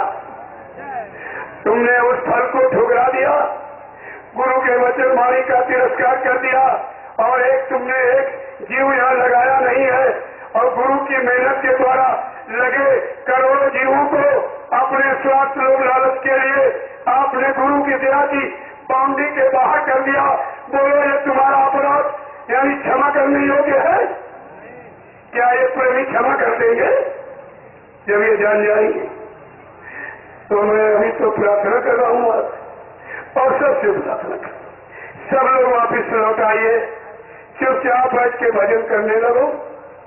यही सच्चा रास्ता है, इससे बढ़ के तुम्हारे लिए कोई सच्चा अच्छा रास्ता नहीं। भजन करने लगो, जब भजन करने लगोगे सारी शंकाओं का समाधान खुद ही हो जाएगा, कुछ नहीं करना पड़ेगा। तो इसे क्योंकि जीवात्माओं का यहाँ से निकलना किसी इंसान की बस की बात नहीं जुनकर, क्योंकि काल माया ने ऐसे पकड़ कर रखा ही है, और तभी तो पहचान होगी कि काल माया की जकड़न से जीवात्मा को कौन निकालेगा। जो निकालेगा वो समय का सच्चा संत सदगुरु कहलाएगा। ये भी तो पता चल जाएगा अभी आपको सब कि निकाल रहा कि तुमको ये सब फंसा रहे, उसी लोभ लालच में अपना फंसे, तुमको पता नहीं। ये सेवा दो, वो सेवा दो, ये पैसा दो, वो पैसा दो। ये बताइए आप, क्या रुपए पैसे से जीवात्मा जग जाएगी? जमीन जायदाद से जीवात्मा जग जाएगी? क्या मतलब यानी मकान और जमीन से जीवात्मा जुट जाएगी कि गुरु की युक्ति से जगेगी? क्या रुपया पैसा धन दौलत जमीन जायदाद और पद ये तुमको पार करेगा कि गुरु पार करेगा? तुम्हारी समझ में अभी बात नहीं आई जरा भी। जय गुरुदेव। एक प्रार्थना बोल लीजिए मालिक, कुछ नहीं कर सकते हो, अपने गुनाहों की माफी मांग लो, तुम्हारे लिए यही बहुत हो जाएगा। कि बिन दया तेरी ना सतगुरु कोई भव से पार है। दया तेरी ना सतगुरु कोई भव से पार है। बिन दया तेरी ना सतगुरु कोई भव से पार है। बिन दया तेरी ना सतगुरु कोई भव से पार है। आ गया जो शरण तेरी उसका बेड़ा पार है। आ गया जो शरण तेरी उसका बेड़ा पार है। इस भरे संसार में कोई भी अपना है नहीं। इस भरे संसार में कोई भी अपना है नहीं। हम जिसे अपना समझते धोखे का वो प्यार है। हम जिसे अपना समझते धोखे का वो प्यार है। बिन दया तेरी ना सतगुरु कोई भव से पार है। बिन दया तेरी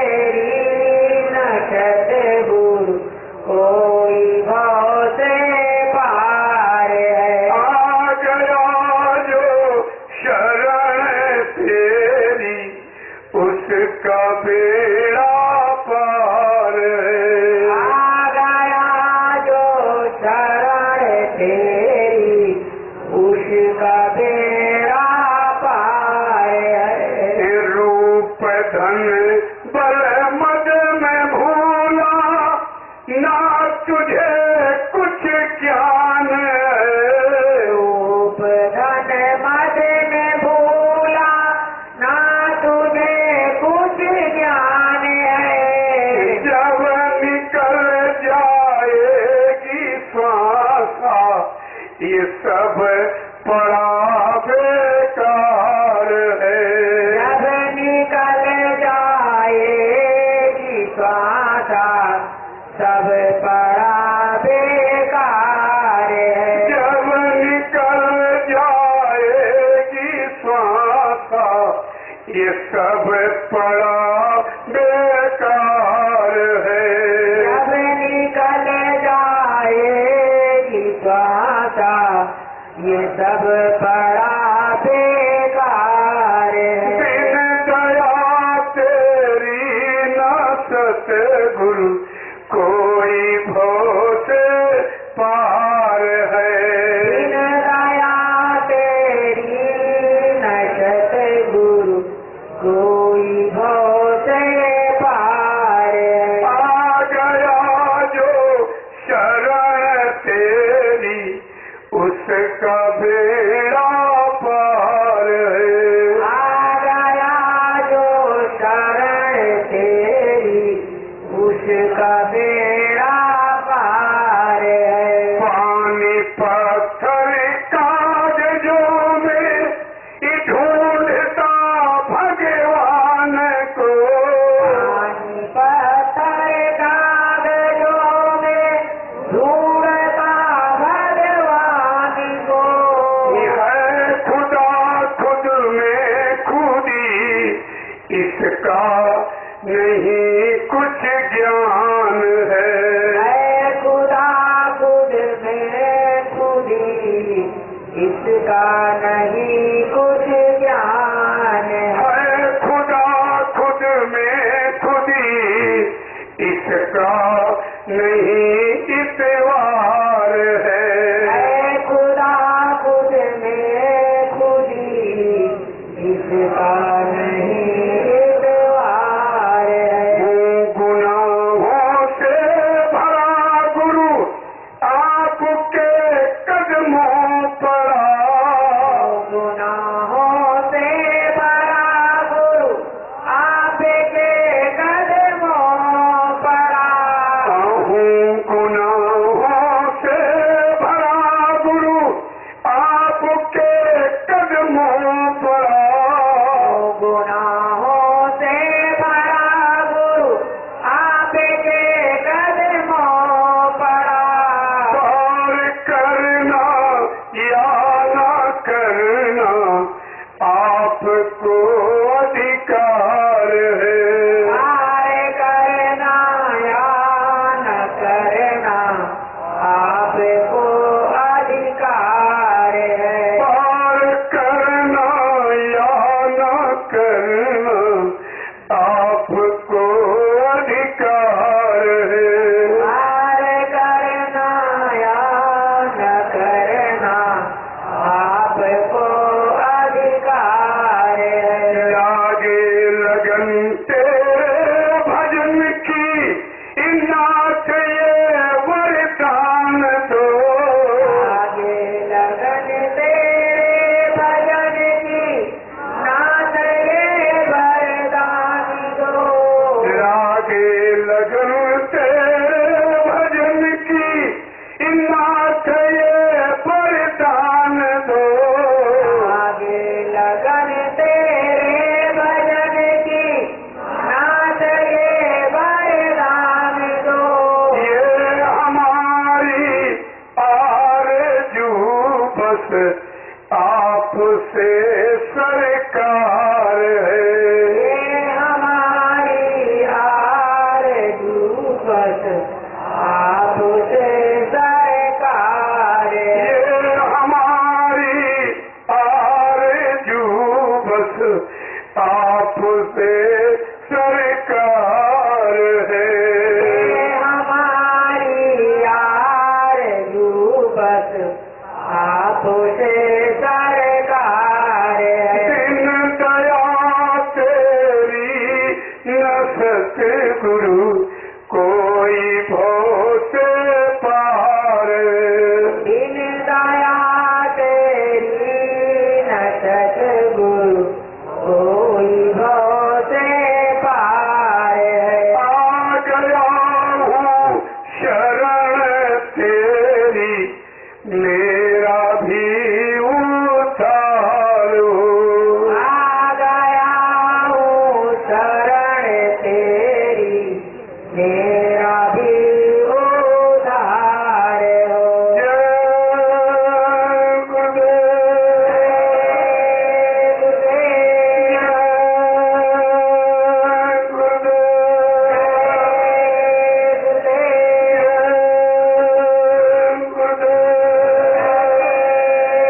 जय गुरुदेव नाम किसका? जय गुरुदेव नाम किसका? जय गुरुदेव नाम किसका? प्रभु का प्यारा नाम। सतयुग कौन लाएंगे? विश्व में शांति कौन लाएंगे? जन जन में प्रेम कौन लाएंगे? स्वामी जी का कहना है क्या खाने से हुए खराब, क्या खाने से होगी भलाई। हम कुछ होने वाला है जो भी समझ न पाएंगे, जो भी जान न पाएंगे। स्वामी जी की वाणी है, स्वामी जी की वाणी है। यदि स्वामी जी की बात न मानी, यदि स्वामी जी की बात न मानी।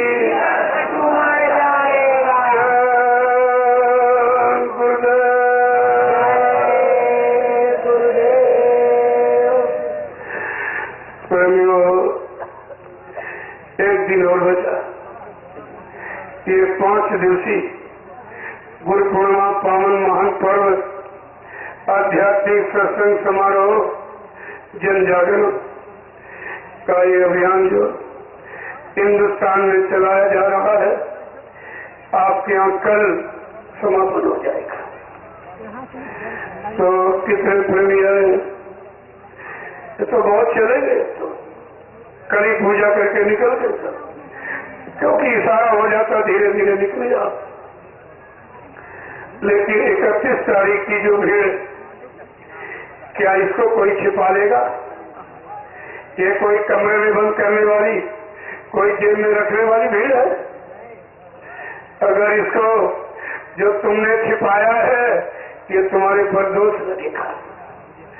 तुम जब चोरी डकैती कत्ल बलात्कार छापते हो, इसकी देश में क्या जरूरत है?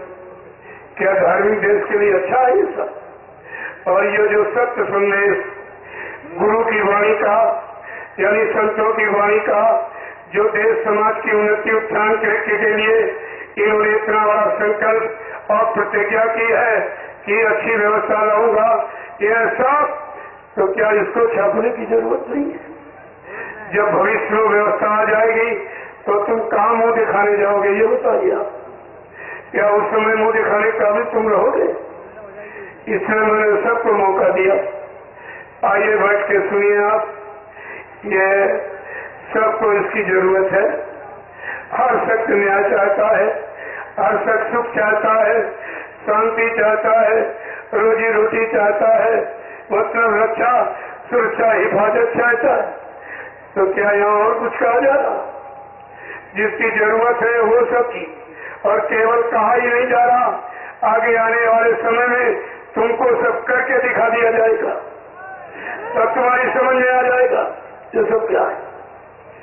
वो तो इसलिए इशारा किया जा रहा कि कोई व्यक्ति ये न कर सके कि हमको बताया नहीं, हम भी कुछ कर लेते। हम आप सबको ये नहीं कहने देंगे कि हाय हुसैन हम न हुए, ये हम आपको कहने नहीं देंगे।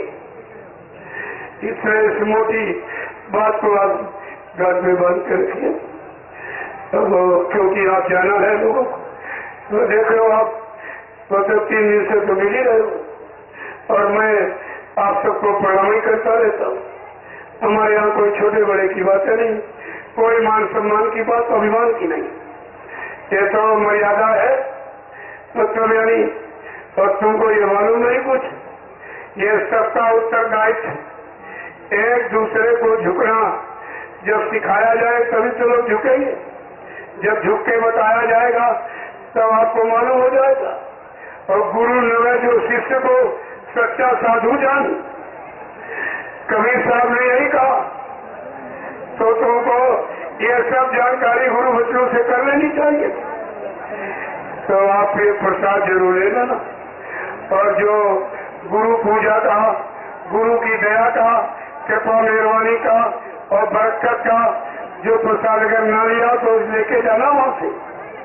वो पूजा घर में सब बना रखा हुआ, उसको आप जरूर ले लेना और अपने घर में रख लेना। आगे आने वाला समय बहुत ही खराब, इतना खराब जो मानव अपनी बुद्धि में न सोच सकता है, न कर सकता है, न विश्वास ही कर सकता। उससे बचने के लिए आपको ये थोड़ा सा यदि तैयार कर दिया गया, इसमें गुरु महाराज की दुआ दया शामिल है, उन्हीं की कृपा से होगा, कोई नहीं कर सकता है काम। इसको जरूर ले लेना और ले जाके अपने घर में सुरक्षित, रुपए में से सोने चांदी से ज्यादा कीमत है प्रसाद की, इसको रखना। और जब शाकाहारी रहकर इसका प्रयोग करोगे तो पूरा लाभ मिलेगा, लेकिन शाकाहारी ये जरूरी, और तो कुछ नहीं।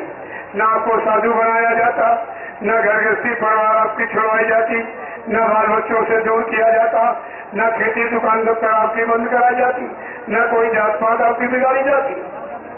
लेकिन इतना ध्यान रखे आप शाकाहारी, क्योंकि हम आप सब जब पैदा हुए माँ के पेट से, कोई शराबी कभी पैदा नहीं होता, चाहे हिंदू घर में, मुसलमान सिख ईसाई घर में, किसी घर में पैदा हो, क्या सब शाकाहारी सदाचारी ब्रह्मचारी बन के जन्म लेते हैं। तो शाकाहारी हमारा आपका जन्म सिद्ध अधिकार है। और जब किसी माँ ने, चाहे हिंदू घर में पैदा, चाहे मुसलमान घर में, हर माँ ने पैदा होने के वक्त अपने बच्चों को क्या अंडा खिलाया था, मुर्गा मीट खिलाया था, क्या दारू पिलाई थी, क्या माँ ने अपना दूध पिलाया था। ये दूध शुद्ध शाकाहार, यही शाकाहारी है। और दूध से संबंधित अनाज, दालें, सब्जियां, फल फूल, मेवे, ये सब शाकाहारी है। ये आप सवर खाइए, मना कौन करता। लेकिन कोई गंदगी इस मनुष्य मंदिर में जिस्मानी मस्जिद में आप नहीं डालोगे, नहीं खुदा परमात्मा नाराज हो जाएगा, फिर ऐसी सजा देगा जिसका भुगतान तुम कर नहीं सकोगे। तो हमारी प्रार्थना स्वीकार करें, आप लोग शाकाहारी हो जाए और इसका लाभ उठा लीजिए। जय गुरुदेव। जिन धर्मावलंबियों ने ये अपनी धार्मिकता का परिचय दिया, ये जमीन बगीचा, ये सत्संग के लिए दिया है, मैं इनका बहुत बड़ा आभारी हूँ। और वैसे जो इन्होंने किया उसका इनको फल मिल जाएगा। तुमको नहीं मालूम है, ये संत संदेश है। जब ये पेड़ पौधे सुनेंगे, इनकी भी योनि बदल जाएगी, इनका भी भला हो जाएगा। तुमको तो ये राज रहस्य मालूम नहीं कुछ। ये तो संत महात्माओं के वचनों में क्या नहीं होता है, कौन से क्या बना दे, किसको क्या कर दे, तो उनकी महिमा है महापुरुषों की। और आपको हमेशा ध्यान में रखनी चाहिए। और जिन लोगों ने समय लेकर ऐसी बरसात में, देखो बरसात भी अपना काम कर रही और आप अपना काम कर रहे, आपको सत्संग में पूरा मौका देती, ऐसा नहीं है। तुम्हारे सत्संग में कोई बाधा नहीं डालती और अपना काम करेगी, क्योंकि इस क्षेत्र में पानी की बहुत बड़ी आवश्यकता थी। आपको नहीं मालूम, करोड़ों रुपए का काश्तकारों का फायदा हो गया। तो नहीं होता तो लोग कहते तुमने सत्संग कराया और फिर भी कोई लाभ नहीं मिला, क्योंकि लोग बरसाओ हो जाए इसके लिए यज्ञ करते हैं लोग। अब तुम्हारा ऐसा यज्ञ है, ये वचनों का यज्ञ है, और देखिए उधर इनका भी काम हो रहा, इधर आपका भी काम हो रहा, और कुछ न कुछ छोटी मोटी परीक्षा भी आपकी हो रही, आपसे तपस्या भी कराई जा रही कि ऐसे पानी भीगते में तुम सोते हो और भोजन करते हो और रहते हो, तो ये तुम्हारी परीक्षा भी तो है और तुम्हारी तपस्या भी है, दोनों चीजें। तो ऐसा नहीं, कई काम तुम्हारे साथ जोड़े गए और वो सब सुचारू रूप से चल रहे, सुचारू रूप से, कोई कभी बाधा नहीं है। और अगर ये पानी न बरसता तो आप सोचते कितनी बड़ी बीमारी हो जाती है, कितनी यहाँ गंदगी फैल गई थी। अगर बरसात न होती इतनी बड़ी भारी बीमारी हो जाती, तब यहाँ के लोग कहते अरे ये सब बीमारी देने आई थी। तो ये बहुत जरूरी है, और कुदरत को भी ये सब मंजूर हो रहा, और वो भी तुम्हारे काम में कितनी खुश है, देखिए आप उसकी खुशी आप देखिए। जय गुरुदेव। हमारे कर्मचारी अधिकारियों ने, पुलिस के, उन्होंने भी जो सहयोग दिया, मैं उनका बहुत बड़ा आभारी हूँ। मैं तो सबका आभार व्यक्त करता हूँ, और सबको इसका लाभ मिलेगा। ऐसा नहीं कि किसी को लाभ न मिले। तो हमारे पुलिस कर्मचारी अधिकारी आए हैं, मैं उनको रूखा सूखा यानी विदा नहीं करूंगा, सम्मान नहीं करेगा, क्योंकि आज इन्होंने सत्संग की ड्यूटी की, इसलिए आज की जिम्मेदारी मेरे ऊपर है। मैं इनको सम्मान के साथ विदा करूंगा। वैसे मैंने पूरे हिंदुस्तान में मैं ये रिकॉर्ड बना के आ रहा हूँ, कोई पुलिस कर्मचारी अधिकारी अगर सत्संग में आया है, मैंने उसको वो सम्मान देके विदा किया है जो हिंदुस्तान में किसी ने इनको दिया ही नहीं है। आपको ये भी ध्यान देना चाहिए, क्योंकि सबसे बड़ी जिम्मेदारी देश में इन्हीं की है। ये रात दिन तुम्हारी सेवा करते, रात दिन सुरक्षा करते। बाबा जय गुरुदेव जी महाराज ने सर्वप्रथम पुलिस कर्मचारी अधिकारियों के लिए ही आवाज निकाली थी। नहीं हिंदुस्तान में किसी भी राजनीतिक नेता या जिम्मेदार ने इनके लिए कोई आवाज नहीं निकाली। बाबा जी ने कहा था ये 24 घंटे ड्यूटी देता है और तनख्वाह इसको 8 घंटे की दी जाती है। ये अन्याय इसके साथ क्यों किया जा रहा? जब इसको पूरी तनख्वाह नहीं मिलेगी तो बाल बच्चों की अच्छे स्तर की पढ़ाई लिखाई नहीं करा पाएगा, अच्छे मकानों में रह नहीं पाएगा, अच्छे शादी ब्याह नहीं कर पाएगा, मतलब यानी और अच्छे कपड़े नहीं पहना पाएगा, अच्छा मतलब पौष्टिक भोजन नहीं दे पाएगा। तो इनके साथ ये अन्याय क्यों होता है? ये बाबा जी ने केवल आवाज लगाई, हिंदुस्तान कोई नहीं बोला। उन्होंने कहा उस समय का इंतजार करो, जब दूरदर्शी व्यवस्था आएगी तो सबसे पहले व्यवस्था तुम्हारी होगी, तुम्हारा इंतजाम होगा। इतने पूर्व कर्मचारी अधिकारी जो पुलिस के आए हुए हैं, मैं इनसे प्रार्थना करूंगा कि बिना प्रसाद लिए और सम्मान के साथ आप जाएंगे नहीं। इतनी हमारी प्रार्थना स्वीकार कर लीजिए। जय गुरुदेव।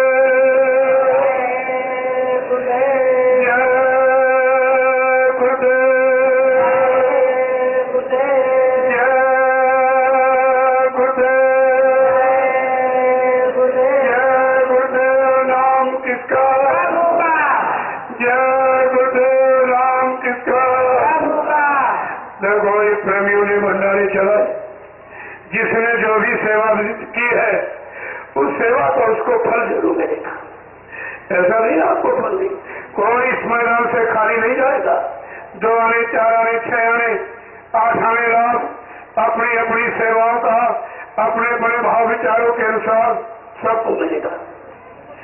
ये तो महापुरुष का दरबार है, वो तो सब कुछ देने के लिए ही आए, जो परमात्मा से मिलाने आया है। इससे बड़ी और कोई चीज आपको दे सकता है और फिर भी तुमने इनको भुला दिया। अरे परमात्मा को क्या संसार कोई नहीं मिला सकता? संसार के सुख कोई नहीं दे सकता? जिस महापुरुष ने संसार की व्यवस्था ठीक करने का यानी सुधार का और आत्मा के उद्धार दोनों का जिसने वादा किया है, और तुम ऐसे समृद्ध मालिक को ही भूल गए, कैसे चलेंगे? तो ये काम कौन करेगा? विचार करो, मनुभूति से काम किसी के बस का है? अगर बस का होता तो गुरु ये क्यों आवाज लगवाता, ये काम नहीं इंसान का, ये काम है भगवान का, ये काम भगवान का है। इंसान को तो मौका बहुत दिया गया इस 60 साल की आजादी में, सिवाय बर्बादी के अलावा कोई किसी का काम नहीं हुआ है। इसलिए कहा बच्चा ये काम इंसानों का नहीं रहा, ये भगवान ही करेगा। तब आपको तो ये सब समझ लेना चाहिए। इशारे जय गुरुदेव,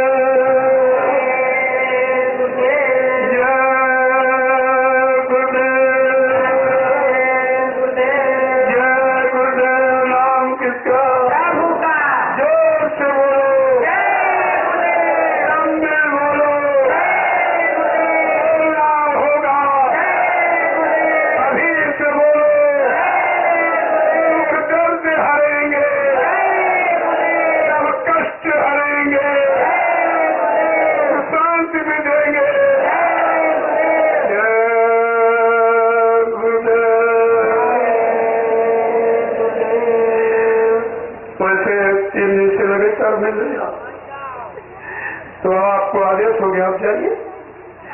और जो लोगों के पास काम नहीं है अपना ये असली काम करके जाए। ये तो असली काम है, वो तो नकली काम कभी कर लो, जब जाओगे तो करने लगोगे। वो तो तुम्हारे हाथ का काम, ये हाथ तुम्हारे हाथ का काम नहीं, ये बार बार तुमको नहीं मिलेगा। तो जिनको कोई जरूरी काम है, कोई इमरजेंसी है, आप जा सकते हैं, ऐसा नहीं है। और धीरे धीरे जब आज से निकलोगे तभी कल परसों से निकल पाओगे, नहीं तो वाहनों का अभाव हो जाएगा। आप ट्रांसपोर्ट ट्रेनें ये सब खाली थोड़ी सब एक बार भी छोटोगे तो खाली कैसे करेंगे। तो धीरे धीरे आप चलिए, मालिक की याद में प्रसाद लेके खाते हुए निकलिए। आप समय बहुत खराब है, कुदरत ये सब सजा देने के लिए तैयार खड़ी है। जरा सा तुमको लापरवाही में देखेगी, अधर्म में, मारकाट में, गंदे खान पान में, और तुरंत अपना को तुम्हारे पर कर देगी। इसलिए आपसे प्रार्थना करूं में कहा जा रहा, शाकाहारी रह करके आप मालिक को याद करो, और जब समय खराब आ जाए तो भजन करके उसको निकालना चाहिए। यही बुद्धिमानी आपकी। जय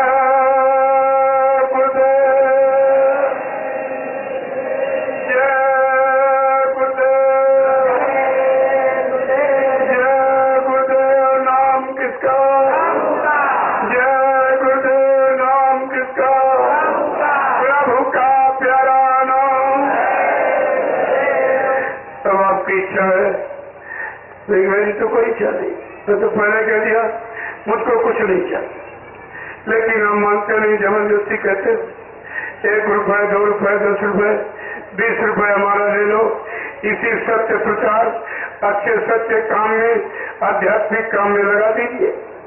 तो मैं कहा हमें तो जरूरत नहीं है। नहीं आप मानते हो, चलो मेरे पास छोटी सी गाड़ी है, इसमें तेल डाल के हवन कर दूंगा, तेल का हवन करके सारे हिंदुस्तान में गुरु की हकीकत का पर्दाफाश कर दूंगा, ऐसा आपको हो जाए। तो आप इसकी जरूरत, हमको तो इतने ये, हम तो इनकी जरूरत। ये गुरु की खेती है, बगिया है, बगीचा है, ये गुरु की संगत है, गुरु की मेहनत है, उनका परिश्रम और त्याग ये है, हमको इनकी जरूरत। ये इधर उधर न जाने पाए, बेचारे मुसीबत आपत्ति में न फंसने पाए, धोखे में और मतलब यानी लोभ लालच में न चले जाए। नहीं, परमात्मा जो छीन गया ये दोबारा मिलेगा नहीं, और कोई दे भी आपको नहीं सकता। तो ऐसा कम करता, मेरे यहाँ देखो कोई शंका नहीं, न मैं गुरु जी बनता, न मैं स्वामी जी बनता, न मैं कोई महात्मा संत बनता। हमको बनने की क्या जरूरत है? हम जो है आपके सामने बैठे हैं और जो बोल रहे हैं आपके सामने बोल रहे, इसमें बनने बनाने की क्या बात? क्या बन के कोई सिद्ध हो जा कर सकता अपने को? ये सब आपको विचार रखना चाहिए। यहाँ से कोई शंका का संदेश कभी नहीं होता, और जो कहा जाए उससे कम आप कहिए। अगर यहाँ कहा जाता 16 ने तो तुमको 12 ने बात करनी चाहिए, 4 ने तुम राज इसको समझ नहीं पाते, अपनी तरफ से कुछ कह दोगे, ये जिम्मेदारी तुम्हारी होगी। बात भैया मत कहना। इसलिए उतना कहो जितना तुम समझ लो, तब कहो, और जो समझ में न आए उसको छोड़ दो, अगले सत्संग में समझ लो, अगले में समझ लो। ये कितने कार्यक्रम हिंदुस्तान में चलाए जा रहे हैं, इसको देखिए। और कितना बड़ा जन सैलाब आया हुआ, क्या इससे बड़ा और कोई प्रमाण सत्य का हो सकता? ये प्रमाण तुम्हारे सामने है गुरु की सच्चाई का, गुरु की सच्चाई का, गुरु के जिंदा होने का। ये प्रमाण तुम्हारे सामने सब ये है। तुम कैसे समझोगी, कैसे मान पाओगे? तो इसलिए मैं अपनी वाणी को इससे ध्यान दूंगा।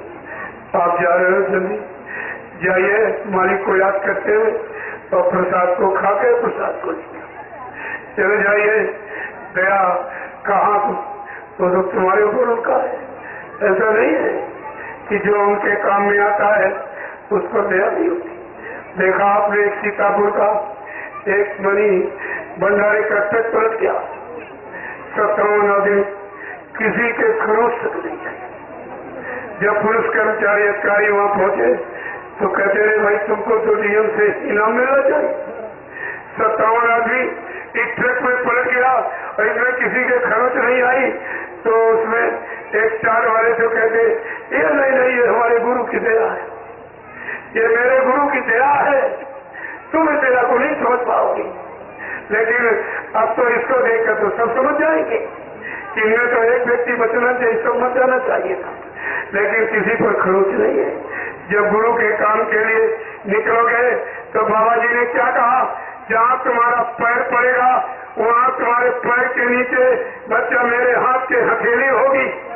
इतनी बड़ी सुरक्षा का वादा जिस महापुरुष ने किया है, और आज तुमको झूठा कहके तुम उनको बदनाम कर रहे हो, तुमको शर्म नहीं आती है?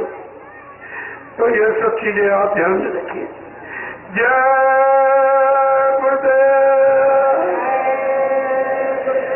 जय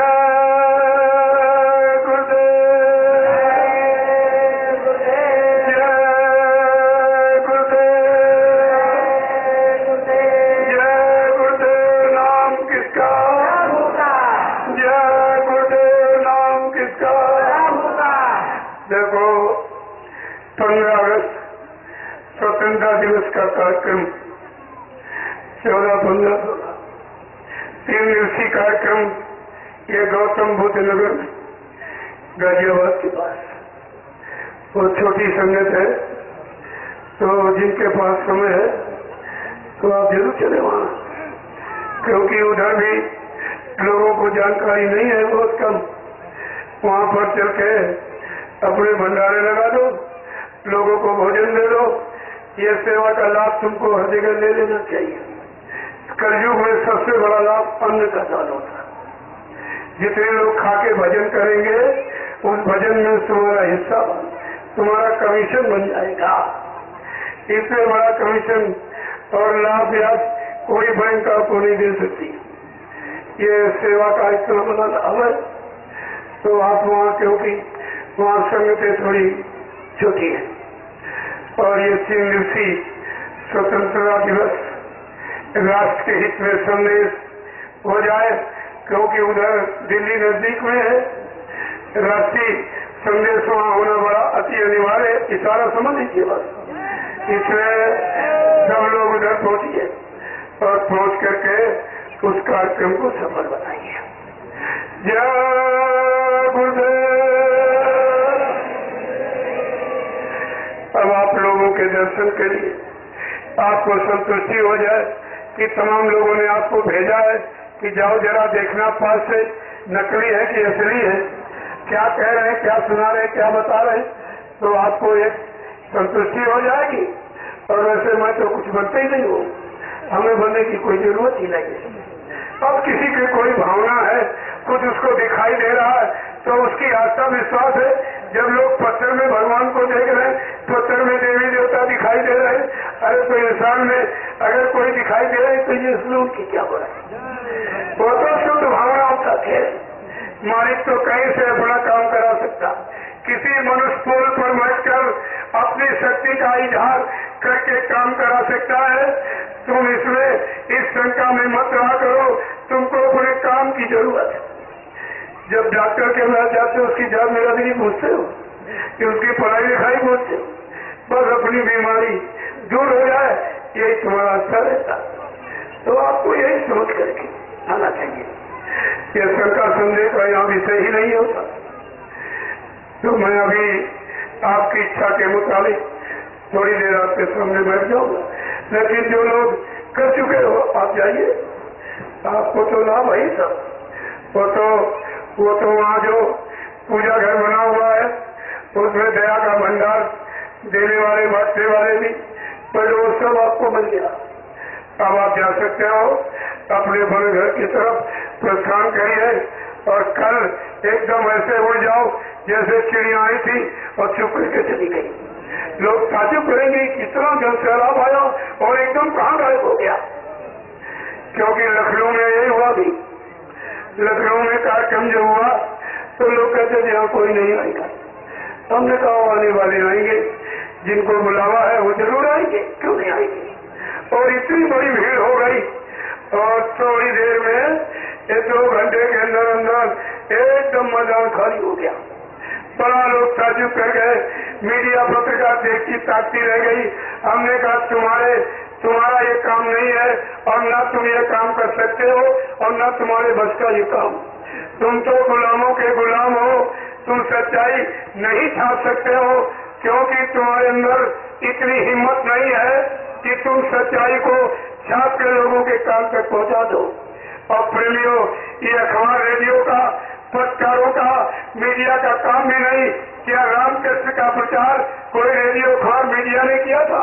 सब भक्तों के द्वारा, हमेशा भक्तों के द्वारा ये धर्म का प्रचार, सत्य का प्रचार, हकीकत का प्रचार हमेशा होता रहा है और आज भी होगा। इन गंदे मुखों से ये शुद्ध चर्चा नहीं निकलेगी, ये नहीं निकल सकती है। तो मैं आपको सम्मान के साथ कहे कि आप भंडारे में भोजन कीजिए, प्रसाद कीजिए और इस संदेश को सुन लो। ये सबको छापते हो और अब अपने को कभी वो छापना और तुम अपने को छिपा सकोगे। ये सबको छाप छाप के सुनाते रहो अभी तक। चोरी, डकैती, कत्ल, बलात्कार, इसकी क्या जरूरत धार्मिक देश में? क्या ये धर्म शास्त्रों के अनुकूल है या ऋषि मुनि साधु संत महात्माओं के अनुकूल है या मंदिर मस्जिद के जाकर गुरुद्वारों के अनुकूल है या गंगा और जमुना तीर्थों के अनुकूल है? सब उसको छापते हो, इसमें के लिए तुम्हारी हिम्मत नहीं पड़ती। ये सच्चाई का दृश्य देखिए आप इसको। जय गुरुदेव,